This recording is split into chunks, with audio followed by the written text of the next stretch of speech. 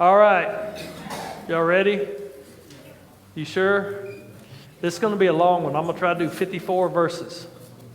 Yeah, I know. It's possible. Come on, give me a break. I'm going to try to get through. It's not all of chapter 17, but it's the vast majority. Oh. Huh? 1 minute. 1 minute what? One verse. Yeah, one verse a minute. Really? Well, yeah. I was going to break it up, but I don't math. I don't do math. So, all right. Some of the verses we're not going to talk about a whole lot. So it's not going to be like this is not going to be like a normal Wednesday night where we just dissect everything. We're probably not going to get into every little detail of the narrative of David and Goliath is what we're talking about tonight in chapter 17. And that's the good thing. There's a good thing and a bad thing. Good thing is it's a very familiar story, right? You know it already, right? And the bad thing is it's a very familiar story and you know it already. So some of the hardest passages to interpret rightly are the ones that we think that we know the best. And it's easy in this passage in particular to miss what the text is teaching us and to magnify a secondary application. I'll show you what I mean when we go there. We're going to just go step by step through it. But you need to come to this text without the preconceptions and just hear what the text is saying here in this passage without assuming we already know about what it's teaching us. If you don't listen to the text, it's easy to start thinking this passage is about being courageous and facing your giants and that kind of stuff. Putting whatever problem you have, my mother-in-law is my Goliath and I just have to be stuff like that, or whatever trial, whatever thing you got. There is some application for that, but we have to see how this story, David and Goliath, fits into the narrative of 1 Samuel and into the big story of Scripture.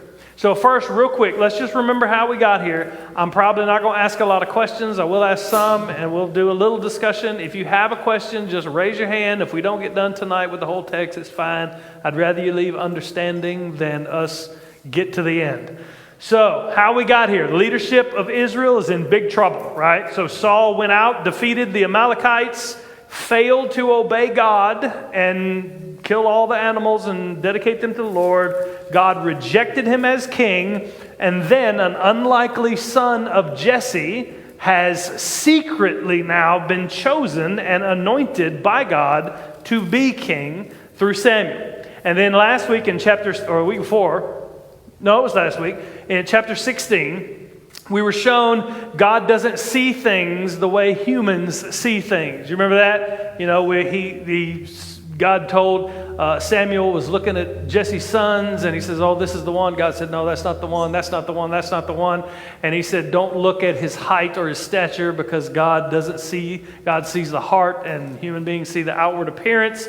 And we talked about the fact that we need to see with the eyes of faith and trust in what God has said rather than what we think or our experience or whatever. Now, all through this, through Samuel and Saul and all of the things that we've watched as Saul has spiraled down into rebellion and sin, the Philistine threat has been in the background, and it's going to continue to be in the background all the way through the book of 1 Samuel, all the way to the end. The last time we saw the Philistines, Jonathan and Israel defeated them, remember, and it was Saul's sin, his stupidity, that got in the way of them fully conquering them. Remember, he gave them an oath that they couldn't eat anything and they weren't able to chase him down. And then him and Jonathan got into it and he almost killed his son. You remember that story?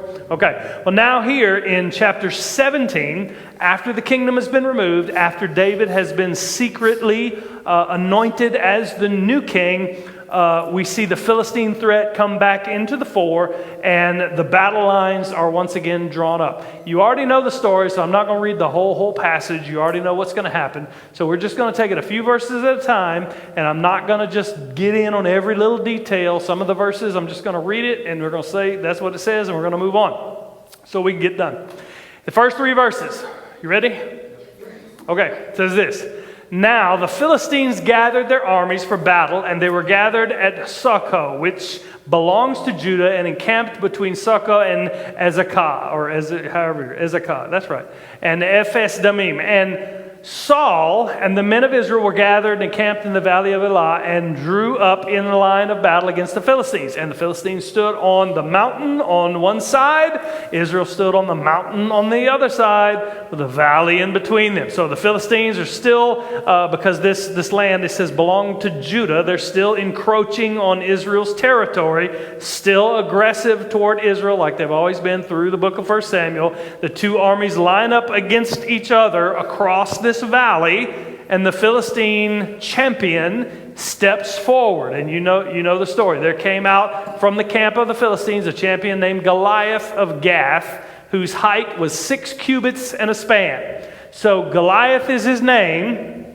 He's from Gath, which is one of the 5 Philistine cities that are mentioned in 1 Samuel 5. It was one of the Philistine cities that was thrown into a panic and conquered. Remember when the Ark of the Covenant was sent there, when God caused tumors and mice and all that to rage through the Philistine cities.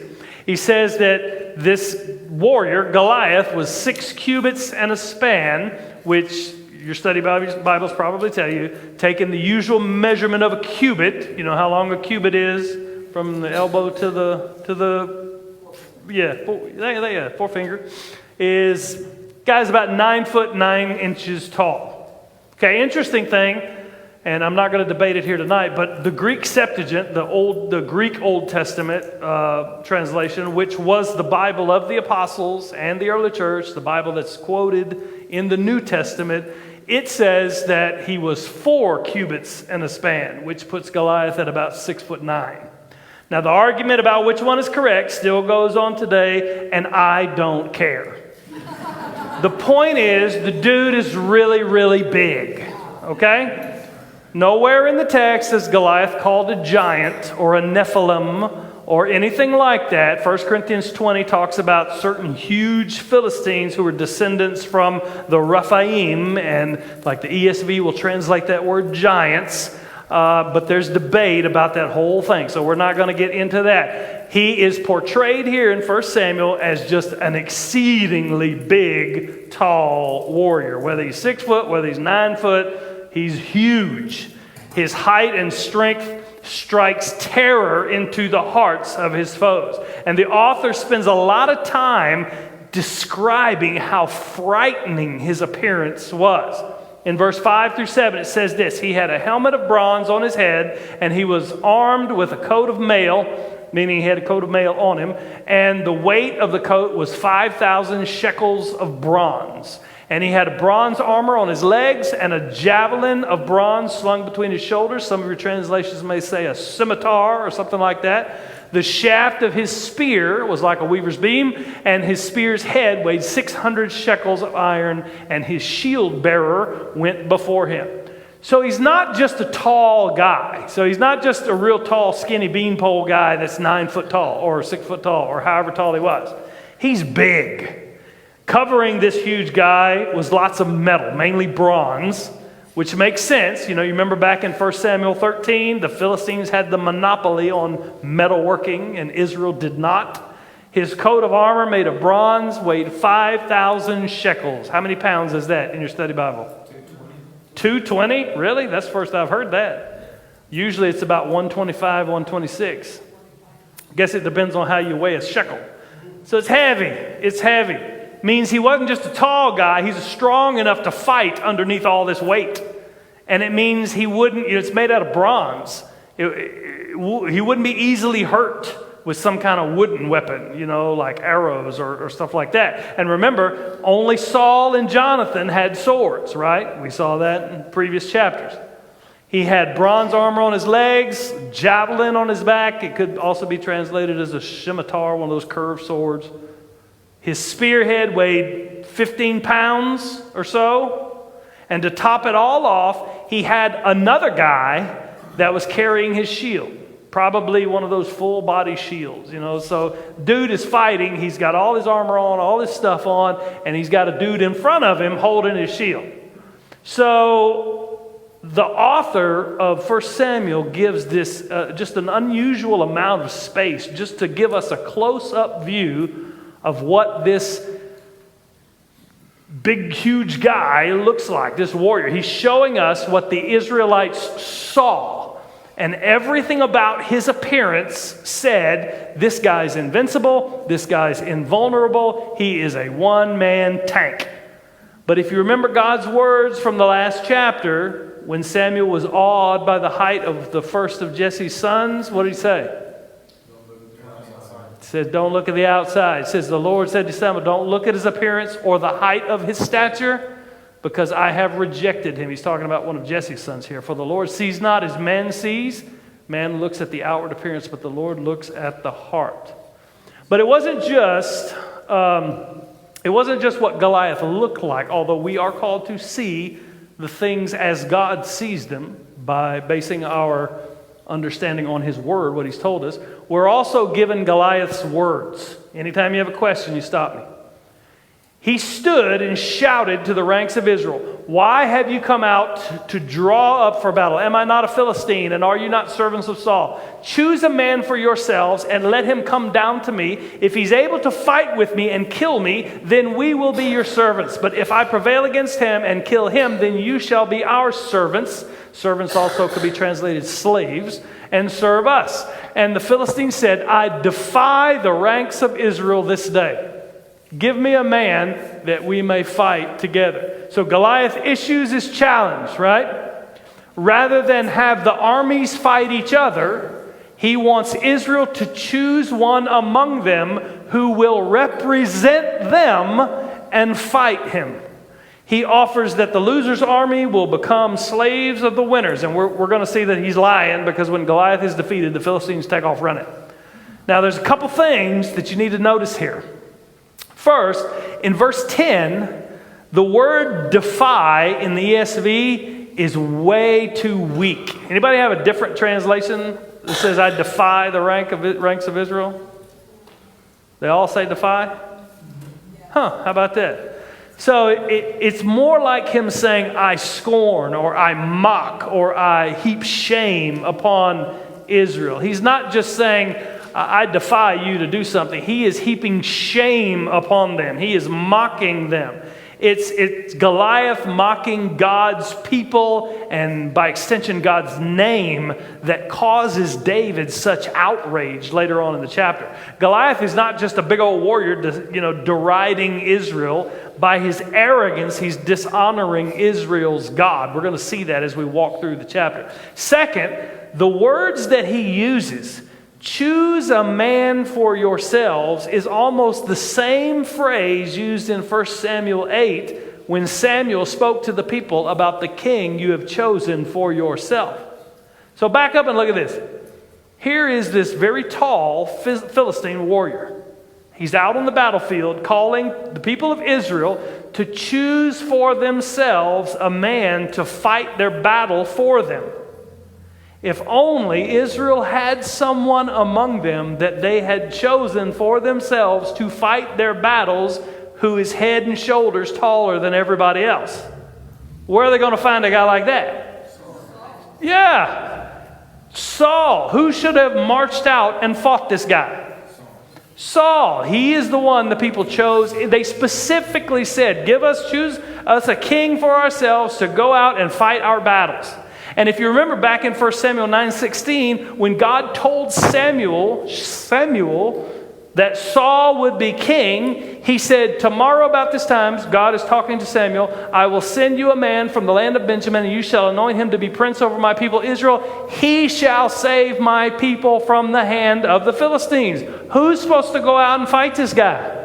Saul is. He's the one head and shoulders above everybody else. He's the closest thing they got to a big, huge warrior with armor just like Goliath that's supposed to go out and fight this guy. He's the man they chose for themselves, and he's the one that's supposed to do it. Why does he not? He's terrified. Why is he terrified?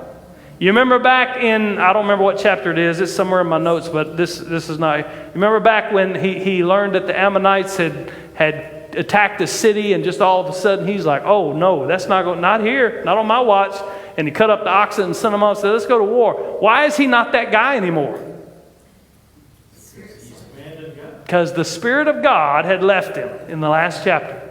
Exactly right. He's terrified. Verse 11, when Saul and all Israel heard these words of the Philistine, both Saul and the Israelites, were dismayed and greatly afraid. Saul's just like all the rest of Israel now.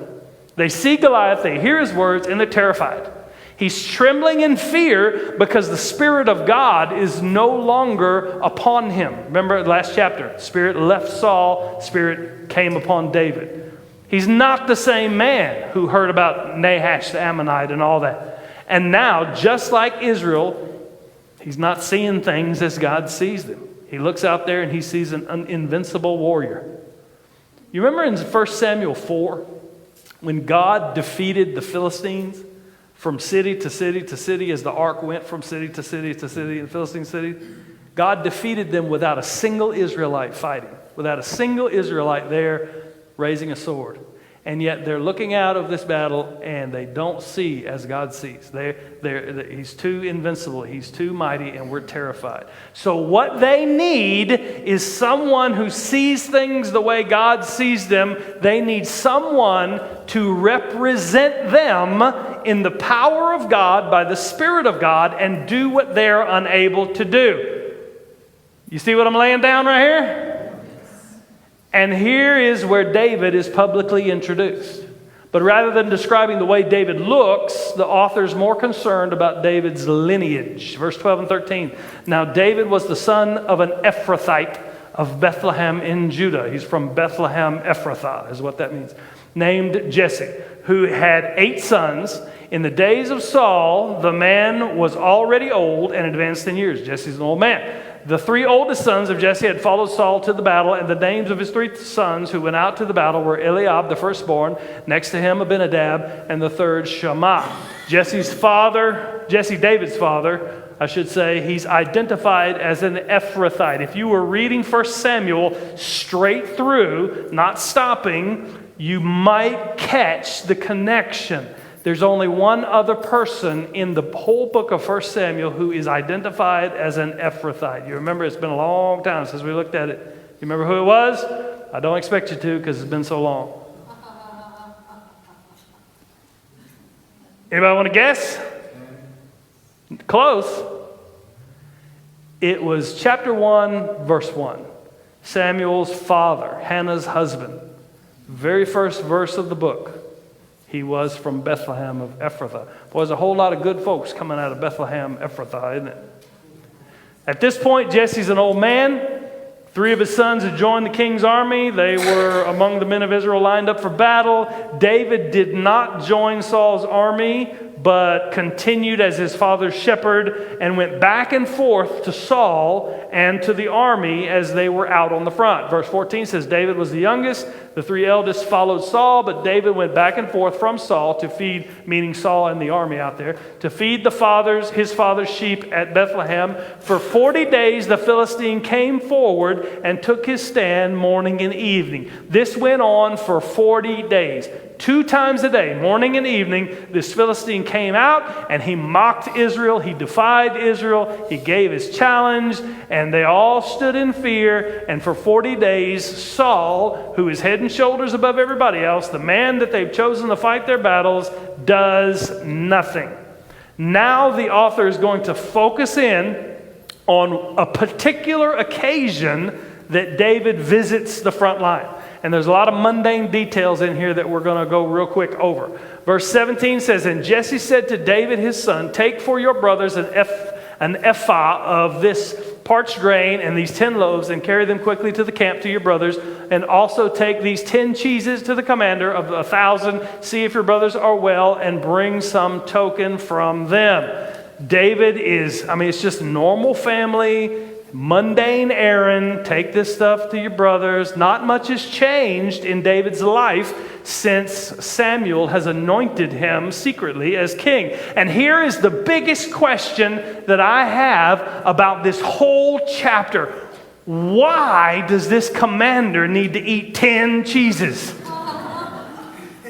me tell you what, you eat 10 cheesies, you're probably not going to be doing much fighting, you know what I'm saying?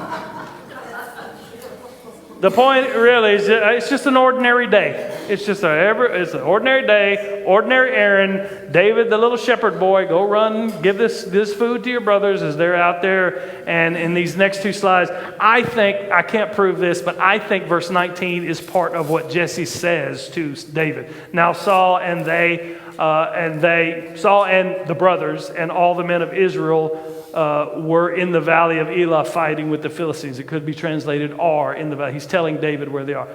That's neither here nor there. And David rose early in the morning and left the sheep with a keeper, took the provisions and went. Jesse had commanded him, and he came to the encampment as the host, the army, was going out to the battle line, shouting the war cry.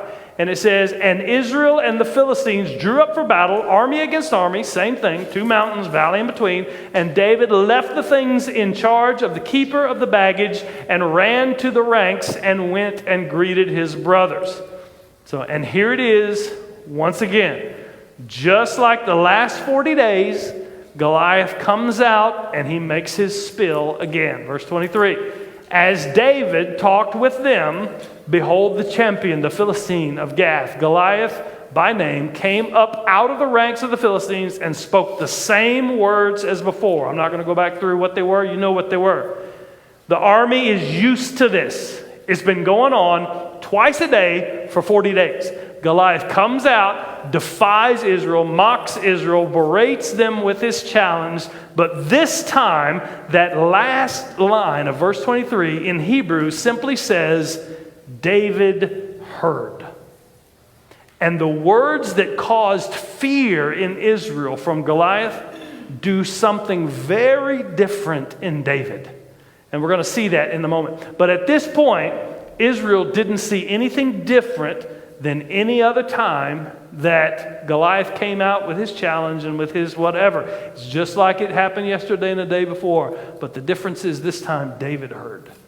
And verse 24 says, and all the men of Israel, when they saw the man, fled from him and were much afraid. So they're still in fear. They still don't want to go out against this guy. And the men of Israel said, have you seen this man who has come up? Surely he has come to defy Israel, to mock Israel. That word defy, mock, however you want to translate it, it shows up again and again and again and again in this text.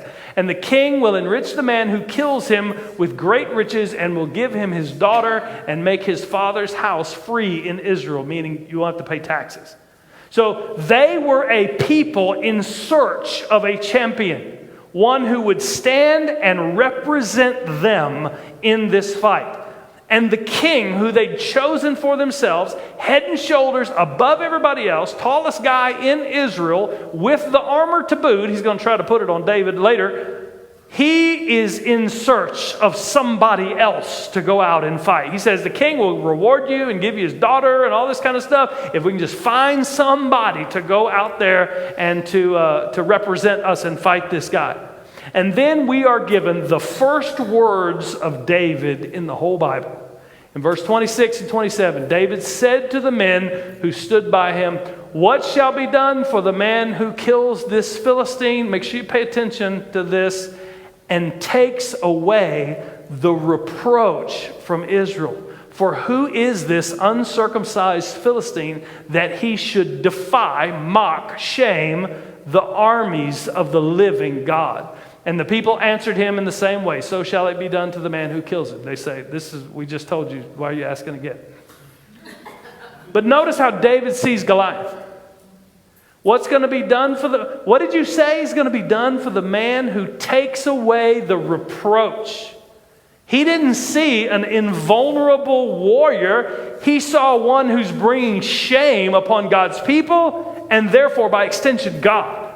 And he rhetorically asks, who is this? Who is this uncircumcised Philistine that he should mock, that he should defy the armies of the living God? What does he mean by calling him an uncircumcised Philistine? I mean, of course don't get graphic.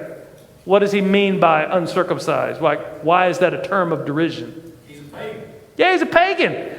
He's a pagan worshiper of false gods with no power and not real gods. You know, Dagon's head still laying on the floor back in the temple.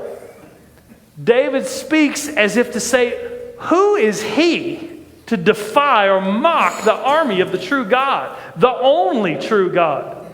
So David, empowered by the Spirit, remember the Spirit rushed upon him in the last part of the chapter, saw Goliath much differently than everybody else saw him. He saw him as the Lord sees him, but more importantly, he's defying the name of God. Goliath to David is not a threat and a fearful menace, but just another pagan who dares to mock the true God. And when it comes down to it, David is the only person on the battlefield who sees things as God sees them. Even his own brothers don't see what he sees. His older brother gets angry because David is speaking like this. What are y'all waiting for? Who is this guy that is defying the armies of the living God? David's brother, verse 28 says, now Eliab, his eldest brother, heard when David spoke to the men, and Eliab's anger was kindled against David. And he said, why have you come down? And with whom have you left those few sheep in the wilderness, you little shepherd?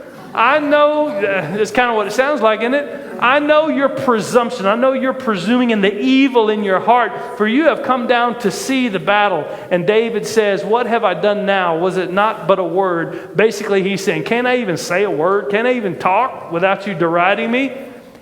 Eliab rebukes David. Why? Just tell me what you think. It doesn't really tell us why. Well, he's your brother. Yeah. So it's what I think. I mean, here I am, the biggest, the tallest. Remember, Eliab is tall. God told Samuel, don't look at his height. Eliab's he's the big guy. He's the big brother. And here comes David. It's like, why are y'all standing around? Aren't you a man? Aren't you a man of Israel? Ain't you going to go out there? Shut up, little shepherd boy. Well, you don't know anything. I don't know if that's what's going through his mind, but probably thinks David's just a conceited little runt criticizing them for just standing here for 40 days. Eliab and those two other brothers that were there at the war, I guess all the brothers, they had seen David anointed by Samuel in the last chapter. But now they're opposing him probably because they think he's conceited, and it's revealing their own fear.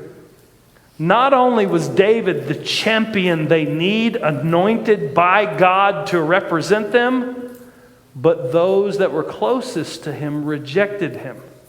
You see where I'm going with that? You catching what I'm throwing down? Okay. So David now offers himself to represent the people of God in this fight. Verse 30, I'm sorry. It says, and he turned away from him toward another and spoke in the same way, and the people answered him before. David just said the same thing. People told him the same thing.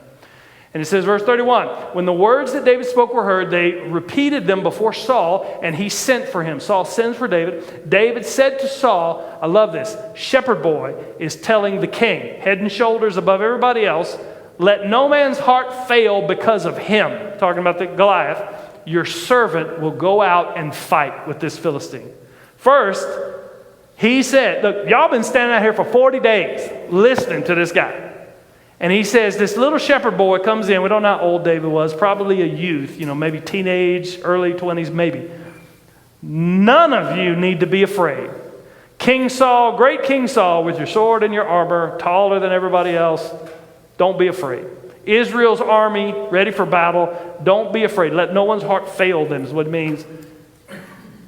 I'm going to go out and do it for you. I'm going to step in and I'm going to represent you. I'm going to do the fight that you won't do. David is not just one courageous guy fighting against another guy, a big giant, whatever. This is one man representing God's people, standing in their place, fighting the battle they cannot fight by the power of the Spirit of God. In the story of David and Goliath, you are not David. I am not David facing our giants. We are the Israelites who are cowering in fear, trembling in our sandals, unable to do anything about the enemy who is taunting us. David is a picture of Jesus, the true anointed by the Spirit representative that stands in for his people and fights the battle that they can't fight. Now, there is application for us to see.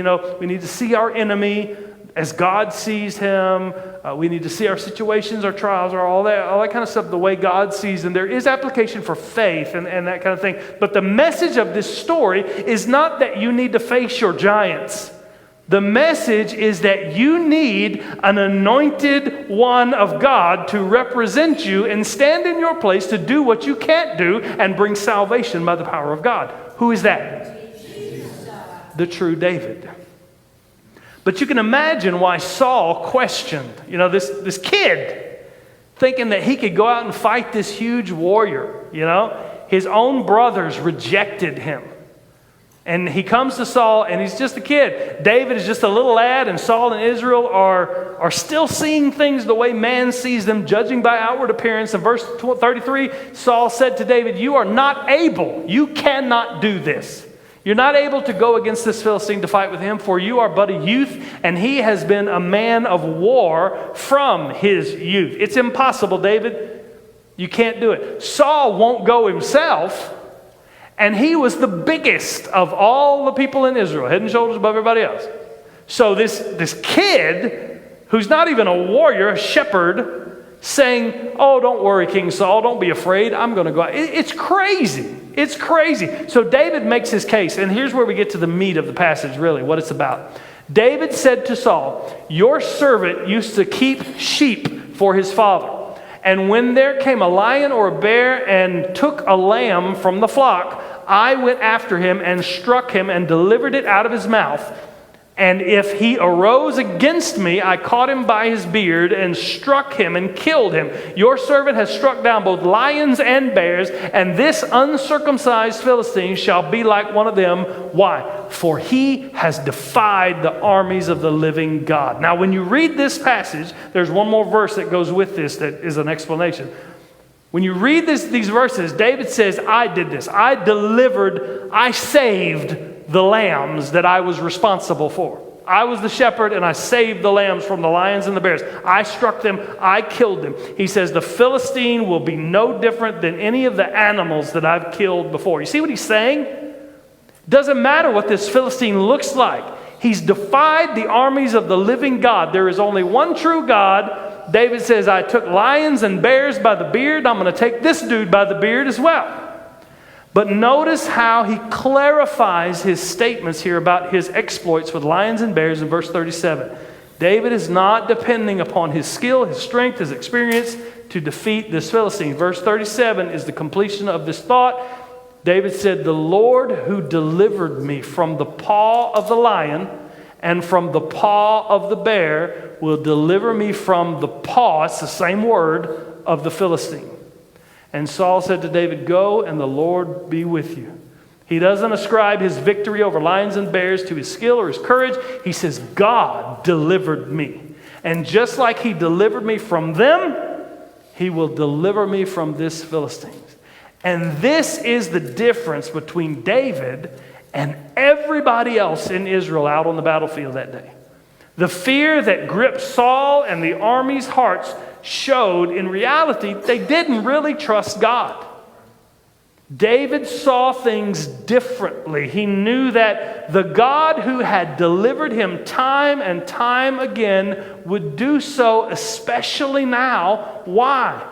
Because this guy was defying God. This is not about facing your hardships. It's about the glory of God's name. So Saul says, okay, David, you go fight. And Saul still thinking in terms of fleshly, worldly things, he tries to put his armor on David. Then Saul clothed David with his armor. He put a helmet of bronze on his head. What metal was Goliath's armor made out of? Same kind. And clothed him with a coat of mail, probably bronze. David strapped his sword over his armor. And he tried in vain to go, for he had not tested them. Then David said to Saul, I cannot go with these, for I have not tested them. So David put them off. Saul tries to equip David with all the armor and the weapons that he thinks David's going to have in order to fight this battle. He is dressing him like Goliath is dressed, which tells me two things, really.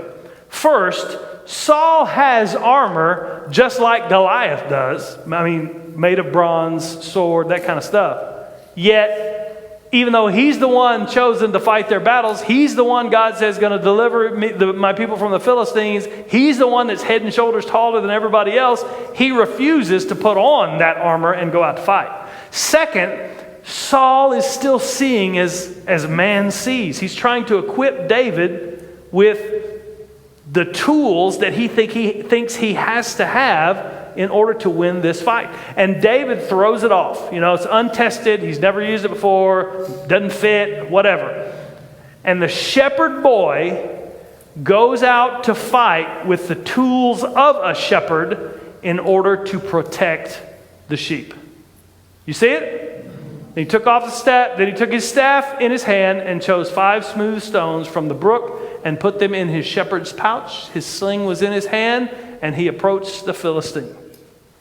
Shepherd boy goes out to be a shepherd for his people and save the sheep. So, there's a lot of speculation about why he chose 5 stones. You know what the going theory is, right? I'm sure you've heard it. 4 brothers. Yeah, Goliath had 4 brothers, although I don't find that anywhere. In 2 Chronicles 20, it talks about Goliath had a brother, and then it talks about other large people that were descendant from Rephaim, which people take as giants. It doesn't say giants in the NIV, but the ESV does say giants. But it doesn't say all 4 of them are brothers. And even if it did, do you think David knows Goliath's family history? We don't know why. I don't know why. It could be. Maybe he looked out and saw 5 giants. I don't know. But that's not what the text says, and I don't think that's what 1 Samuel is expecting us to understand from here. So in verse 41, he goes out, and what he's doing, slinging a stone and his staff, he's taking the instruments of a shepherd. These are the things that he used against the bear and the lion to protect the sheep, protect his lambs. And he's taken these, and the stones are not little pebbles either, by the way. It's about like a cue ball, about that big, and they can sling them things about 90 miles an hour. So you imagine the 90-mile-an-hour cue ball hitting you in the forehead, it would definitely, it would hurt bad. So he goes out to fight without sword, without armor, without spear, but with a shepherd's toolkit. Okay? Questions, comments? I've been talking fast. Okay. And the Philistine moved forward and came near David with his shield bearer in front of him. Shield bearer's in front of him. And how'd you like to be that guy? And when the Philistine looked and saw David, he disdained him, for he was but a youth, ruddy and handsome in appearance.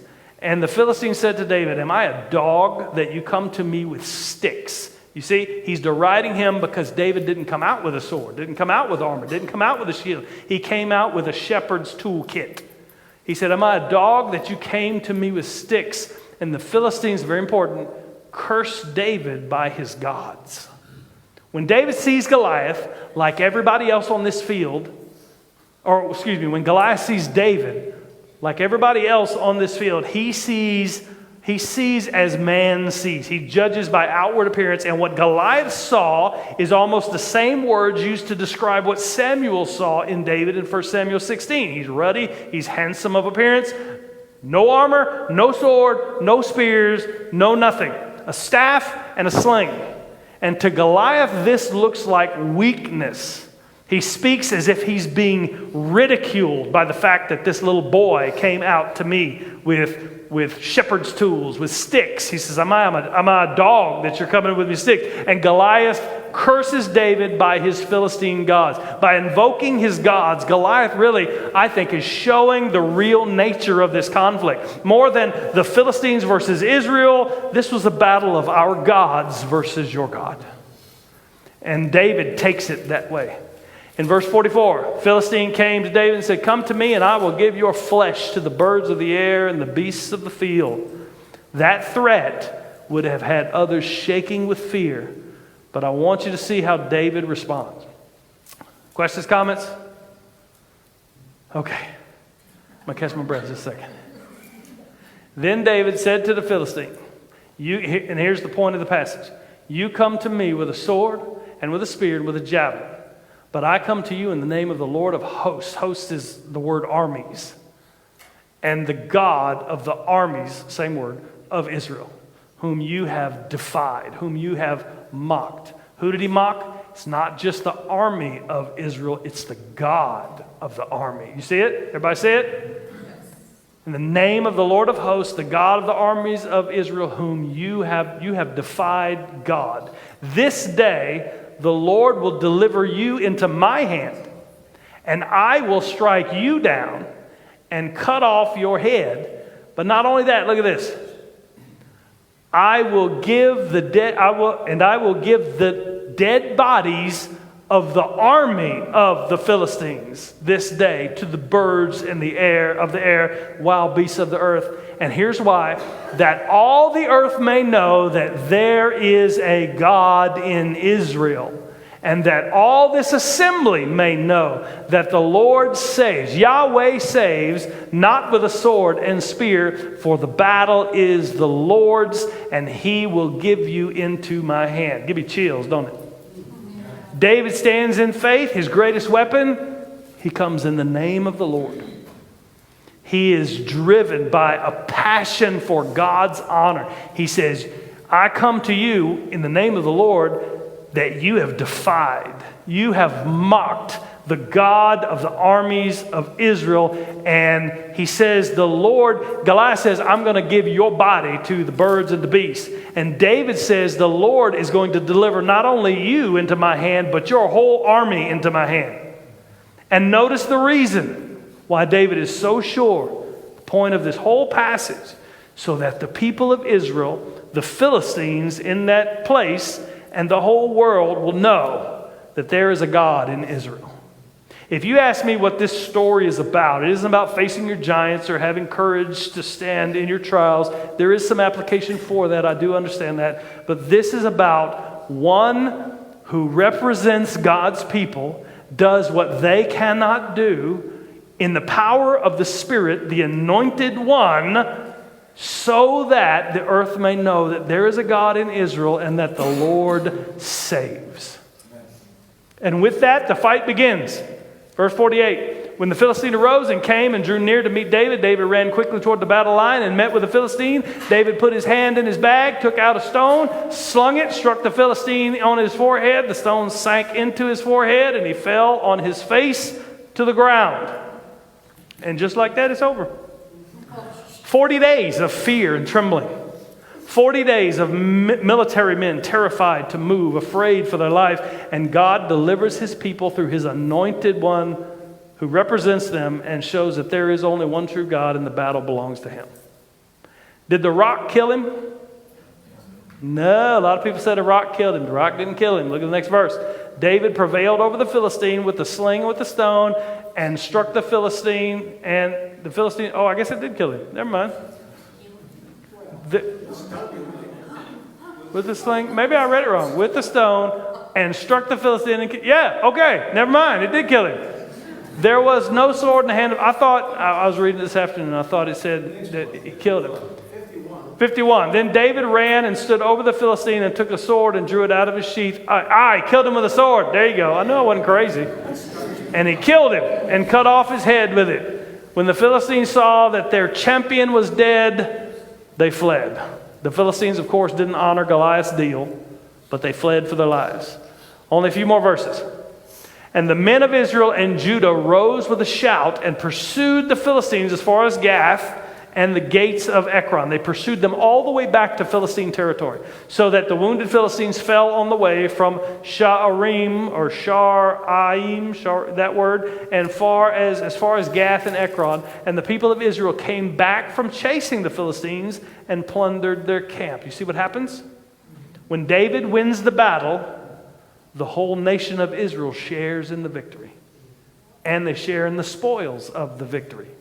They had done nothing to earn the spoils of victory themselves, but because of the anointed one, God's anointed, who represented them in this fight, they're able to fight, they're able to receive the benefits of the victory. And the last verse we'll read tonight says, "And David took the head of the Philistine and brought it to Jerusalem, but he put his armor in his tent." This is a statement that the author is making, telling us what eventually happened. So David's not going to go to Jerusalem until 2 Samuel chapter 5. Jerusalem's not even going to be mentioned again until that passage when David takes the city. But the writer is telling us what eventually happened. David took the skull, basically, of Goliath's head to Jerusalem. Now, before we go, the story of David and Goliath, it does have some application for us to trust in God, regardless of what the opposition looks like, and, all that kind of stuff. It does it. See things the way God sees them. Battle belongs to the Lord. You got all kind of battles that you're fighting today. But there is application there, so I'm not saying that's debunked. But that's not the main point. The main point is that God has anointed one to stand in the place of his people and represent them. And by his faithfulness, the people themselves are delivered. You see that? Jesus is introduced in the first sentence in the first book of the New Testament as Jesus Christ, the Son of David. This David points to the true David to come. As David steps to Goliath and says, "I come to you in the name of the Lord," he later writes in Psalm 118, "Blessed is the one who comes in the name of the Lord," which is exactly what the crowd chanted in Matthew 21 when Jesus entered the city of Jerusalem, and what Jesus said when he pronounced judgment over Jerusalem. "For I tell you," Jesus said, "you will not see me again until you say, 'Blessed is he who comes in the name of the Lord.'" This passage is not about us, other than we have to have the anointed one of God. Remember, David is anointed by the Spirit rushed upon him, anointed as king. We have to have an anointed one represent us, fight our battle for us, and bring the spoil of victory to us, because we cannot do it ourselves. Are y'all with me? Questions, comments? Yes. Just to clarify, after David killed Goliath, he cut off his head. So he didn't have to have a sword. He had stones. Yeah, he took Goliath's sword.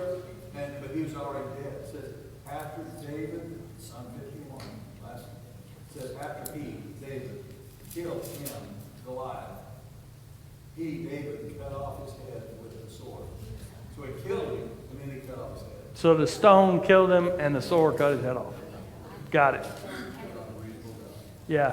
It was so many verses, I was blowing through them this afternoon trying to figure it all out. Any other questions?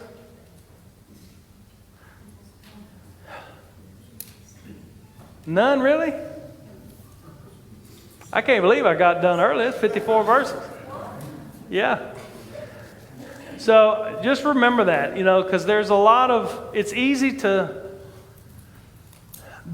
I want to say it one more time just so you understand. It's not necessarily wrong to say, look at the story of David and Goliath, and we need to have faith like David, and we need to see, but the more contextually appropriate interpretation of this passage in the text of 1 Samuel is not that you and I are like David and we need to be like David. The more contextually appropriate is what you have just seen is the Spirit has left Saul and the Spirit has come upon David, and now David is the anointed one.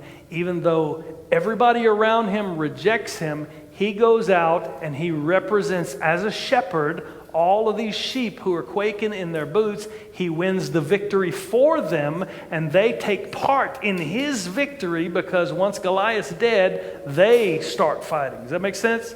It is a picture of Jesus representing his people, the anointed one. So really the main application, yes, you need to have faith. You need to see as God sees. You need to look at your trials or your giants or whatever and see them as God sees them. But the main application is not that, hey, you need to go be like David. The main application is Jesus has done this for us, and he has conquered all.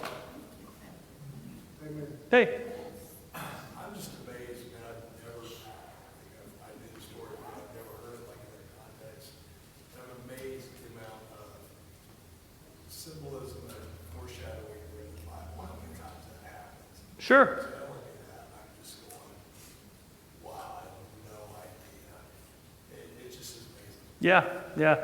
He's just marveling at the connection that what we've seen is, Wednesday night we always do Old Testament books pretty much. We don't have to, but we just usually do. And you just keep seeing Jesus. You keep seeing foreshadows and pointing toward Jesus and the Messiah. And you keep seeing God just moving things in the direction to show us and to foreshadow the gospel that is to come. And so, there's one famous preacher, I don't remember who it was, but it's been a while. He did this sermon on David and Goliath. It was a great sermon. It wasn't a bad sermon. And he would scream. He screamed from his pulpit, "You are not David!"